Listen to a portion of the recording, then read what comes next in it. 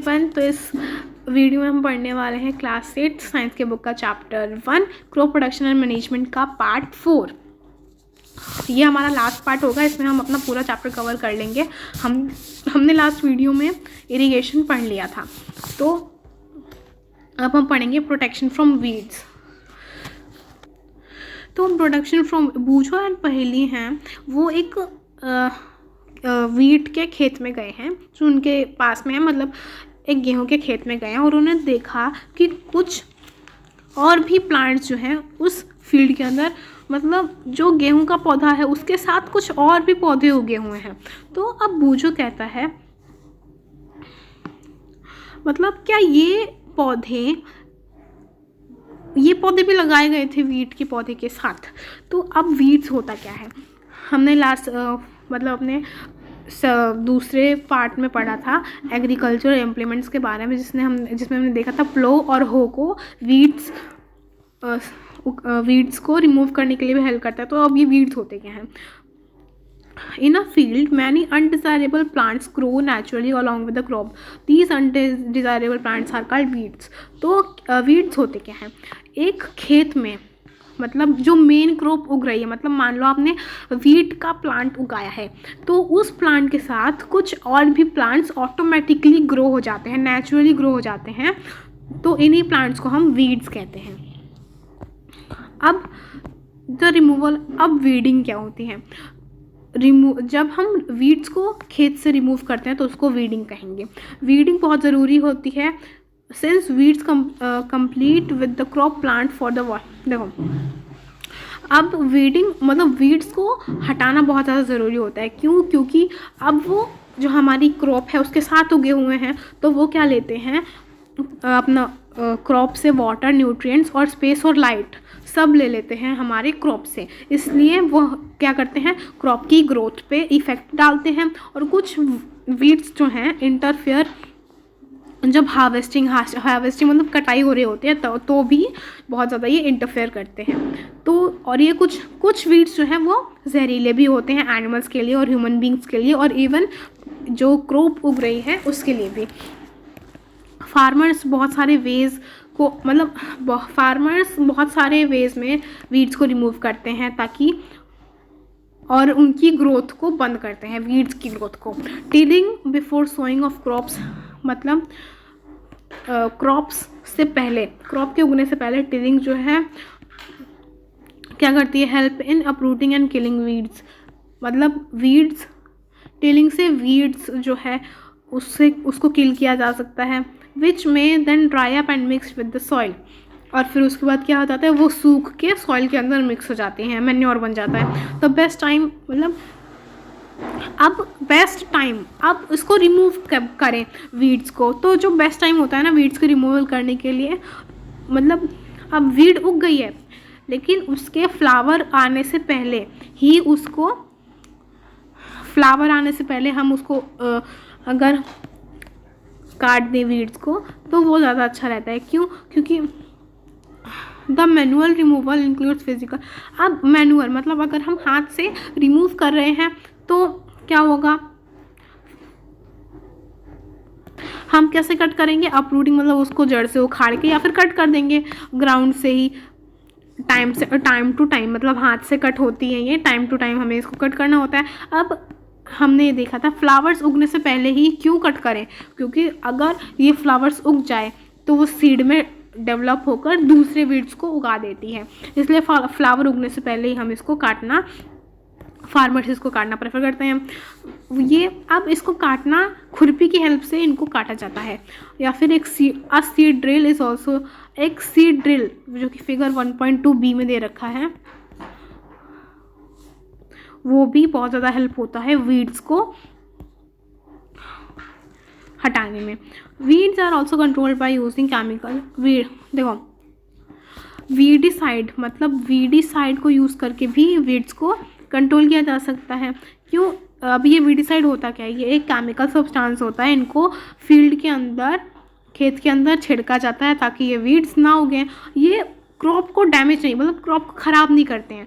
ये वीडिसाइड जो हैं वाटर के अंदर मिलाए जाते हैं जितना उनको चाहिए, मतलब ये वीडिसाइड ना दूसरे फॉर्म में आता है। इसको छिड़कने के लिए जितना हमें छिड़कना है उसको पानी के अंदर डाल के फिर वो जो है स्प्रे किया जाता है स्प्रेयर की हेल्प से। अब फिगर 1.2b, ये है आपकी फिगर 1.2b, इसकी हेल्प से भी वीड्स को रिमूव किया जा सकता है। तो अब बूझो कहता है, देखो स्प्रेइंग वीडिसाइड ऐसे स्प्रे करते हैं, और स्प्रे करते टाइम ना ये पूरा मास्क वगैरह लगा के स्प्रे करते हैं, क्योंकि ये हमारी हेल्थ के लिए बहुत ज़्यादा नुकसान करता है। तो अब बूझो कहता है, क्या जो पर्सन स्प्रे कर रहा है वीडिसाइड उसके लिए भी कोई हेल्थ में इफेक्ट लाएगा? तो हम जैसे ऑलरेडी मेंशन है कि वीडिसाइड क्या मतलब कि हमने देखा पहले कि वीडिसाइड को कब स्प्रे करना चाहिए, ताकि वीड्स में फ्लावर आने से पहले और सीड फॉर्मेशन मतलब उसके नए सीड के बनने से पहले या फिर फ्लावर के उगने से पहले ही स्प्रे करना चाहिए। अगर स्प्रेइंग ऑफ वीडिसाइड जो है फार्मर की हेल्थ पे भी बहुत ज़्यादा इफ़ेक्ट करता है, इसलिए उनको क्या करना चाहिए, ये केमिकल बहुत केयरफुली स्प्रे करने चाहिए और अपनी नोज़ और माउथ को कवर कर लेना चाहिए क्लोथ से या फिर मास्क वगैरह से, जब भी ये केमिकल्स वो खेत के अंदर डाल रहे हों। अब हार्वेस्टिंग क्या होती है? Harvesting of a crop is an important task, मतलब हार्वेस्टिंग करना बहुत ज़्यादा इम्पॉर्टेंट टास्क होता है। द कटिंग ऑफ क्रॉप, अब हार्वेस्टिंग होती क्या है? जब क्रॉप बड़ी हो जाए, मतलब क्रॉप अच्छे से उग जाए, तो उसको काटना, उसको हम हार्वेस्टिंग कहते हैं। उसकी कटाई को हम हार्वेस्टिंग कहते हैं, क्रॉप की कटाई को। In harvesting crops are pulled out and cut use, मतलब कैसे होती है इसकी कटाई? मतलब ये मान लो ग्राउंड है और ये आपकी फसल है, तो ग्राउंड से मतलब बिल्कुल जड़ से इसको काटा जाता है। तो इट टेक्स, मतलब अब क्रॉप बड़ी कब होए? 3 से 4 महीने लगते हैं एक सीरियल क्रॉप को मैच्योर मतलब बड़े होने में। हार्वेस्टिंग हमारी कंट्री में हार्वेस्टिंग या तो मैन्युअली यानी हाथ से की जाती है, सिक्कल मतलब ये सिक्कल होता है, या तो हाथ से सिक्कल लेके होती है या फिर मशीन से, जिसको हार्वेस्टर कहते हैं। In harvester crop the grain seeds needed to be separated, मतलब हार्वेस्टर क्रॉप के अंदर जो हमें गेहूँ मिला है और सीड्स उसको अलग करना होता है। देखो फ्रॉम द चाफ, मतलब हाँ देखो,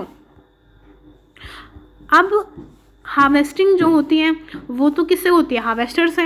अब जब हार्वेस्टेड क्रॉप, अब जब क्रॉप कट चुकी है, जो मतलब आपने वीट का प्लांट उगाया था वो कट चुकी है, तो उसका गेहूँ और आपको दूसरा चाफ मतलब दूसरा जो आपको नहीं चाहिए उसको रिमूव करना होगा। तो इस प्रोसेस को थ्रेशिंग कहते हैं, और ये किस मशीन से होता है? कंबाइन नाम का मशीन है, उससे होता है। Which in fact as a harvester, मतलब एक हार्वेस्टर ही थ्रेशर और हार्वेस्टर का काम करता है। देखो ये है एक कंबाइन, यहाँ पीछे से ये क्या करेगा? हार्वेस्ट भी कर देगा, और ये पूरा जो आगे का है ये वीड्स मतलब गेहूं को और दूसरे पार्ट से अलग भी कर देगा। मेरी पूछती है, हार्वेस्टिंग के बाद कभी कभी stubs are left in field, मतलब कुछ फील्ड में बच जाता है, which are burned by farmers, मतलब जो चीज़ें बच जाती हैं हार्वेस्टिंग के बाद वो फार्मर जला जाते हैं। पहेली अब वरीड है, चिंता करिए, उसको जानना है कि ये तो पोल्यूशन फैलाएगा, तो या तो और ये क्या करेगा? कैच फायर, मतलब जो खेत के आसपास दूसरी क्रॉप्स हैं उसके ऊपर भी ये क्या कर देगा? फायर, आग लग जाएगी। तो मतलब ऐसे नहीं जलाना चाहिए। Farmer with small holdings of land, मतलब जिसके बड़े बड़े खेत हैं वो तो अपना कंबाइन यूज़ कर लेगा, लेकिन जिनके छोटे मोटे खेत होते हैं वो क्या करते हैं? ग्रेन फ्रॉम चाफ, मतलब गेहूं को और उसके बाकी सारे पार्ट को जो हमें नहीं चाहिए वो कैसे रिमूव करेगा? विनोइंग से, जो आपने क्लास 6 में पढ़ लिया है। ये एक विनोविंग मशीन है, ठीक है। हार्वेस्ट फेस्टिवल्स, अब देखो अब हार्वेस्ट फेस्टिवल्स क्या हैं? 3 या 4 महीने बाद, बहुत सारी मेहनत के बाद एक दिन ऐसा आता है जिसमें हम हार्वेस्टिंग करते हैं, मतलब कटाई करते हैं खेतों की।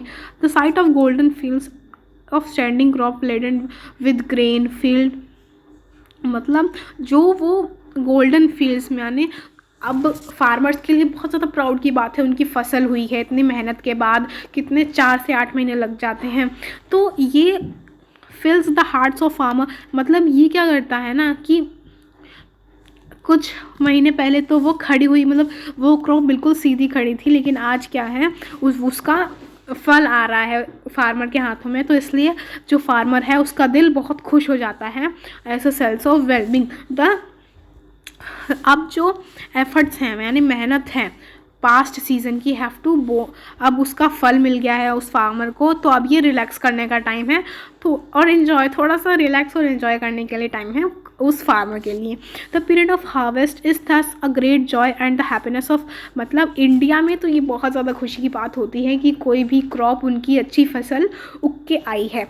मैन और वुमेन जो है, अब हार्वेस्टिंग फेस्टिवल, मतलब जब खेतों की कटाई होती है तो मैन और वुमेन इसको बहुत अच्छे से सेलिब्रेट भी करते हैं। स्पेशल फेस्टिवल्स, मतलब इसका कोई फेस्टिवल, इसके त्यौहार भी मनाते हैं हार्वेस्ट सीजन के, जैसे पोंगल, बैसाखी, होली, दिवाली, नबन्य एंड बीहू, ये हार्वेस्ट फेस्टिवल के अंदर आते हैं ये फेस्टिवल्स। अब स्टोरेज हमारा लास्ट पार्ट है इसका। तो स्टोरेज क्या होता है? स्टोरेज ऑफ, देखो अब हमारी हार्वेस्टिंग भी हो गई, फसल अच्छी आई है, तो उस फसल को आगे तक स्टोर करके भी रखना होगा। If the harvested grain are to be kept for a long time, they should be safe from moisture, insects, rats and microorganisms। मतलब अगर जो भी हमने कटाई करी है फसलों की, अगर वो लॉन्ग टाइम के लिए रखे जाएं तो सेफ जगह पे, तो वो क्या होंगे, उनके अंदर नमी नहीं पड़ेंगी, इंसेक्ट नहीं खाएंगे, चूहे नहीं खाएंगे और माइक्रो ऑर्गेनिज्म भी नहीं खाएंगे। जो हार्वेस्टेड ग्रेन्स हैं उनके अंदर ज़्यादा नमी होती है। इफ़ फ्रेशी, अगर बहुत ज़्यादा अभी मतलब बिल्कुल अभी फ्रेश हार्वेस्ट होके आई है, तो उसको क्या है, आर स्टोर्ड विदाउट ड्राइंग। अगर अभी कटाई हुई है उन फसलों की, और अगर आप उनको बिना सुखाए ही स्टोर कर रहे हो, तो वो क्या हो जाएंगे, ख़राब हो जाएगी, या फिर ऑर्गेनिजम्स के, मतलब छोटे छोटे ऑर्गेनिजम्स होते हैं वो उनको खा जाएंगे, making them unfit for use for germination. Hence, और फिर वो जो है, अगर उसकी सीड्स, मतलब गेहूं की सीड्स दोबारा जर्मिनेट करने लायक नहीं बचेंगी, और इसलिए स्टोर करने से पहले उनको अच्छे से क्रॉप्स को सुखाया जाता है धूप में, ताकि उसके अंदर मॉइस्चर, नमी कम हो जाए। और ये इससे क्या होगा कि इंसेक्ट, पेस्ट्स, मतलब जो कीड़े मकोड़े होते हैं, बैक्टीरिया, फंगी, उस पर अटैक नहीं करेंगे। पहली कहती है कि मैंने अपनी मम्मा को देखा था putting some dried neem leaves in an iron drum containing, मतलब एक आयरन का ड्रम, बहुत सारा बड़े बड़े ड्रम होते हैं ना आयरन के, तो उसने देखा कि मेरी मदर उसके अंदर नीम के पत्ते डाल रही हैं, तो उसको हैरानी हुई कि ऐसा क्यों कर रही है मेरी मम्मा।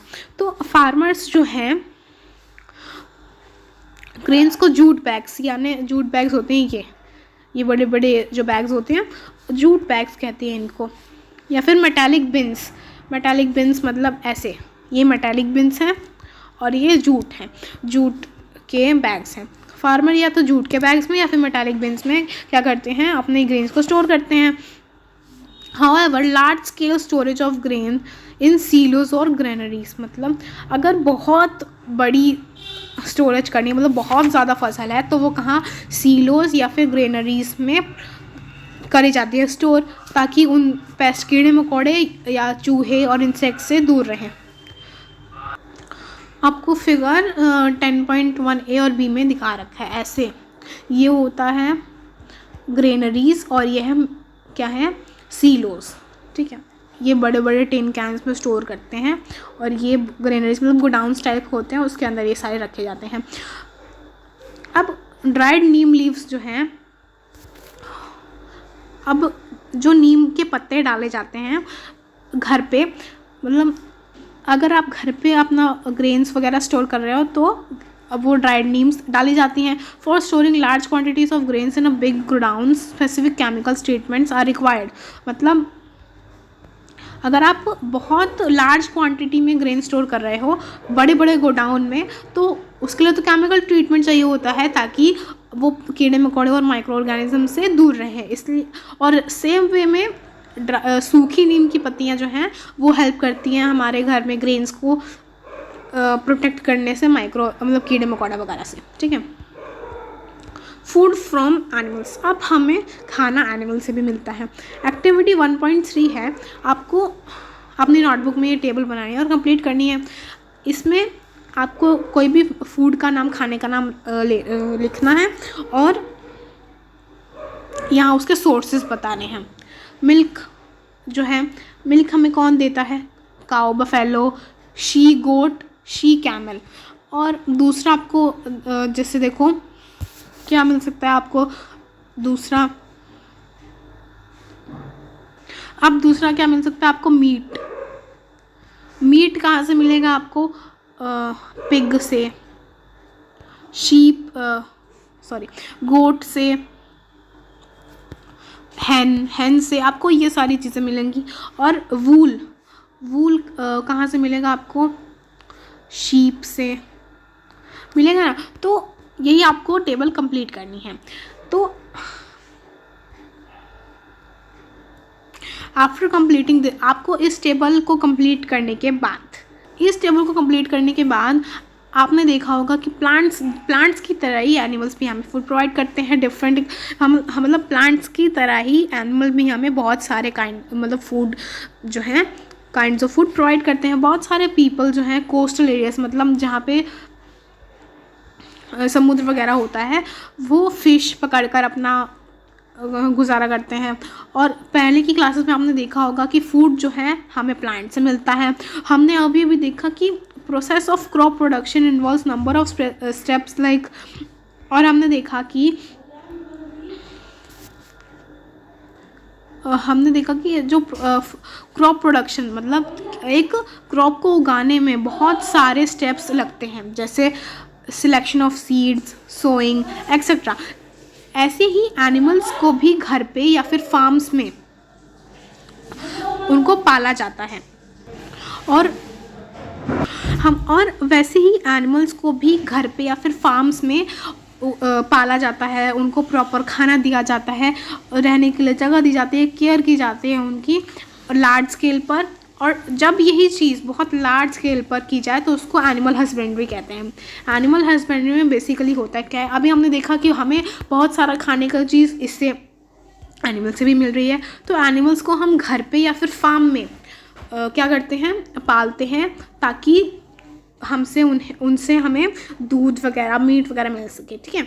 तो अब अगर हम बहुत सारे एनिमल्स पाल रहे हैं एक जगह, तो उसको हम एनिमल हस्बेंड्री कहेंगे। पहले कहती है फ़िश जो हमारी हेल्थ के लिए बहुत अच्छी होती है। We get cod liver oil, हमें कोड लिवर ऑयल मिलता है फ़िश से, जो कि बहुत रिच है विटामिन डी में। विटामिन डी मिलता है उससे हमें। तो चैप्टर हो गया हमारा ख़त्म। एक बार रिकॉल कर लेते हैं हमने इस पूरे चैप्टर में क्या पढ़ा। फूड, हमारी ग्रोइंग पॉपुलेशन को फूड प्रोवाइड करने के लिए हमें बहुत सारे एग्रीकल्चरल प्रैक्टिसेस, मतलब हमें बहुत सारे क्रॉप उगाने के लिए बहुत सारे एग्रीकल्चरल प्रैक्टिस, मतलब बहुत सारे स्टेप्स को फॉलो करना पड़ता है। जब हम एक जगह पे बहुत सारे सेम काइंड के प्लांट उगाते हैं तो उसको हम क्रॉप कहते हैं। इंडिया में जो क्रॉप है वो 2 पार्ट्स में डिवाइड की जाती है सीजन्स के बेस पर, रबी और खरीफ क्रॉप्स। ये ज़रूरी है कि to prepare soil by tilling and levelling, मतलब सॉइल फसल उगाने से पहले टिलिंग और लेवलिंग की जाए, ये ज़रूरी है। प्लो और लेवलर जो है इस काम के लिए किए जाते हैं। Sowing of seed at appropriate depth and distance. देखो, अगर हम सीड को इक्वल गहराई में डाल रहे हैं तो ये हमें अच्छी खासी फसल देगा। अच्छी जो है सीड्स, वो अच्छी सीड्स जो हमें सिलेक्शन ऑफ सीड से मिलता है, जिससे हम हेल्दी सीड सिलेक्ट कर सकते हैं। और सोइंग किससे? सीड ड्रिल से की जाती है। Soil need replenishment and enrichment, मतलब सॉइल को क्या चाहिए होता है, सॉइल को बहुत सारे न्यूट्रिएंट्स और मिनरल्स चाहिए होते हैं, और वो किससे मिलते हैं, ऑर्गेनिक मैन्योर या फिर फर्टिलाइजर से उसको मिल जाते हैं। और केमिकल फर्टिलाइजर्स ने has increased tremendously with the introduction of new, देखो अब केमिकल फर्टिलाइज़र का यूज़ बहुत ज़्यादा इंक्रीज हुआ है with the introduction of new crop varieties. अगर क्रॉप की वैरायटी बड़ी है तो इसका यूज़ भी ज़्यादा होगा। और सप्लाई, मतलब इरिगेशन क्या था कि वाटर की सप्लाई, जो हम खेतों में वाटर की सप्लाई करते हैं उसको इरिगेशन कहेंगे, और इरिगेशन टाइम टू टाइम होनी चाहिए।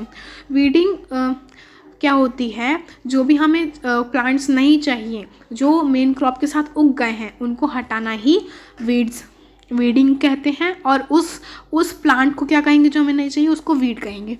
हार्वेस्टिंग जो है क्या होती है कि जब क्रॉप बड़ी हो चुकी है तो उसको मैनुअली, मतलब हाथ से या फिर मशीन से कट करना हार्वेस्टिंग कहते हैं। अब ग्रेन्स यानी गेहूं को और उसके बचे हुए भाग को अलग करने का काम जो है थ्रेशिंग करते, मतलब उसका कहेंगे थ्रेशिंग करते हैं।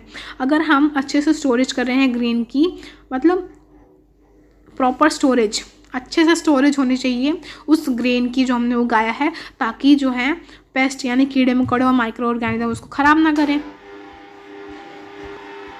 अब फूड जो है हमें एनिमल से भी मिलता है, और उसके लिए क्या करते हैं, हम एनिमल को पालते हैं, और जब ये लार्ज स्केल पे होता है तो उसको हम एनिमल हस्बेंड्री बोल देते हैं। तो अब हम इसकी एक्सरसाइज वगैरह देख लेते हैं, बहुत इजी है इसकी एक्सरसाइजेस भी। तो आपको क्या करना है, इसमें आपको हिंट्स दे रखे हैं यहाँ पे, और आपको इसमें से चूज़ करके लिखना है। देखो, जब सेम काइंड के प्लांट उगाए जाते हैं लार्ज स्केल पर तो हम उसको क्या कहते हैं, क्रॉप कहते हैं।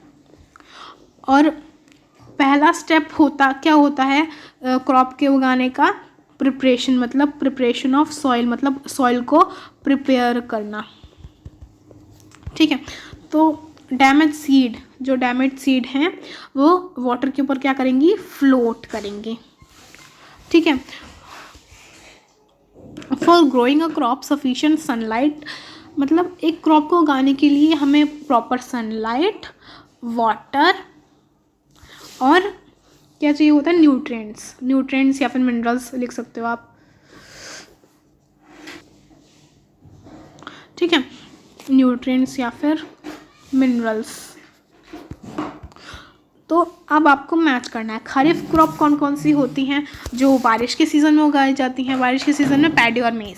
ठीक है, रबी क्रॉप्स जो विंटर सीजन में उगाई जाती हैं जैसे वीट, ग्राम और पी।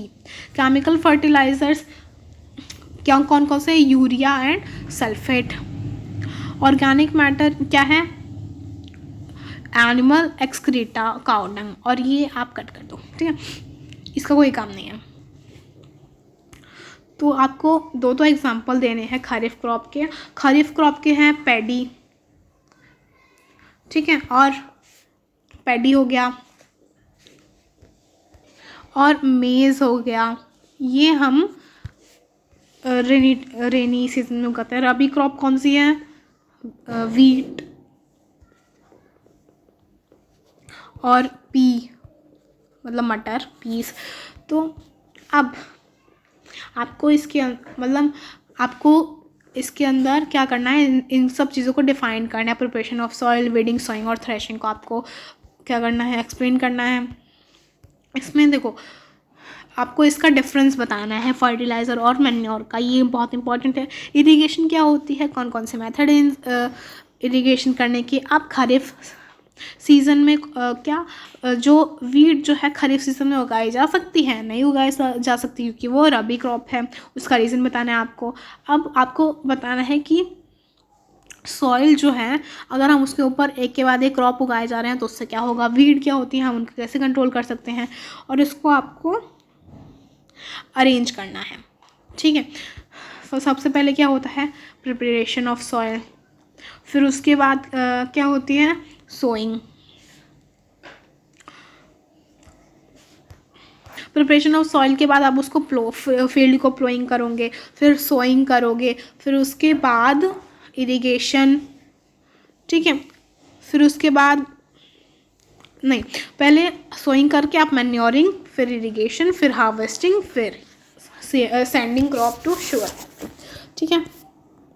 मतलब आपको शुगर केन की क्रॉप प्रोडक्शन करनी थी।